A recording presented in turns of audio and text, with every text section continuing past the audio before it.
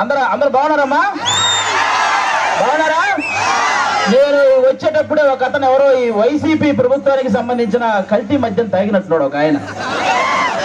నా దగ్గరకు వచ్చి హైపరాదిని అడిగానని చెప్పమంటున్నాడు. ఆ కల్తీ మద్యం ఎంత పని చేస్తుందో మీరే చూడండి.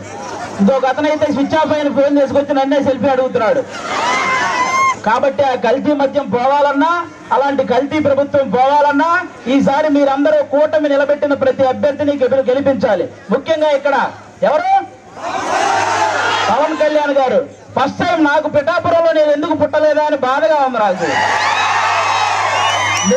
నిజంగా పిఠాపురంలో పుట్టుంటే బాగుండేది, డైరెక్ట్ గా పవన్ కళ్యాణ్ గారికి ఓటేసి అదృష్టం ఉండేది కదా అని బాధపడుతున్నాను నిజంగా నేను. కాబట్టి ఇవన్నీ మీరు గమనించి ఈసారి పవన్ కళ్యాణ్ గారిని భారీ మెజారిటీతో గెలిపించాలి. దానికోసం ఇక్కడ కృషి చేస్తున్న మన వర్మ గారికి, అలాగే బీజేపీకి సంబంధించిన కృష్ణరాజు గారికి, ఇద్దరికి కూడా చాలా పెద్ద థ్యాంక్ యూ. అందరూ వాళ్ళిద్దరికి ఒకసారి గట్టిగా క్లాప్స్ కొట్టాలి మీరంతా. వాళ్ళిద్దరు సపోర్ట్ లేకపోతే ఇక్కడ ఇంత జరగదు. అలాగే ఈ వైసీపీ ప్రభుత్వం మిమ్మల్ని ఏం చెప్పి ఓటు అడుగుతుంది? మీ ఇంట్లో మంచి జరిగితే ఓటేయమంటున్నారు, అవునా? అసలు వాళ్ళ ఇంట్లో మంచి జరగలేదని ఇద్దరు చెల్లెలు రోడ్డు మీద తిరుగుతున్నారు, అవునా కాదు? మరి వాళ్ళ ఇంట్లోనే మంచి జరగనప్పుడు మీ ఇంట్లో మంచి ఎలా చేస్తారు? అది ఒకటి మీరు గమనించాలి, అవునా? ఇంకోటి ఏమంటున్నారు? మేము పొద్దున బట్టలు నొక్కితే ఆడవాళ్ళ అకౌంట్ లో 10,000 రూపాయలు పడుతున్నాయి అంటారు, అవునా? మరి సాయంత్రం మోతిప్పితే మగవాళ్ళ అకౌంట్ లో 30,000 పోతున్నాయి. మరి వాటి సంగతి ఏంటి? కాబట్టి పొద్దున బట్టలు నొక్కుతున్నారు, సాయంత్రం పేక నొక్కుతున్నారు. ఈ రెండు మీరు గమనించి ఓటేయాలి. ఇంకోటి ఏమంటారు ఆయన? ఫ్యాన్ ఇంట్లో ఉండాలి, సైకిల్ బయట ఉండాలి, గ్లాసు సింక్ లో ఉండాలి అన్నారు, అవునా? కానీ ఫ్యాన్ ఎంతలో ఉండాలి? 4లోనో 5లోనో ఉండాలి, అవునా కాదా? మీరే తెలియక లాస్ట్ టైం 151లో పెట్టారు, అందుకే కరెంటు బిల్లులు ఎక్కువైనాయి.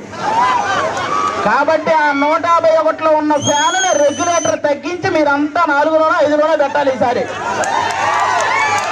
అప్పుడే మనందరం హ్యాపీగా ఉంటాం, అవునా కాదా? ఇంకోటి ఏమంటారు ఆయన? మేము సింగిల్ గా వస్తున్నాం, మీరంతా కలిసి వస్తున్నారు అంటున్నారు, అవునా? మన ఇంట్లో ఒక దొంగ పడితే ఏం చేస్తామమ్మా మనం? ఒక 3-4 కలిసి తరిమి కొడతామా లేదా?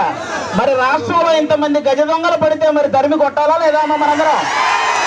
మరి కలవాలా లేదా? చెడుని చంపడానికి ఎప్పుడూ మంచి కలిసే వస్తుంది, అవునా కాదా? ఇక్కడ రీసెంట్ గా వంగా గీత గారు వడదెబ్బ తగిలి పడిపోయారని విన్నాను, అవునా?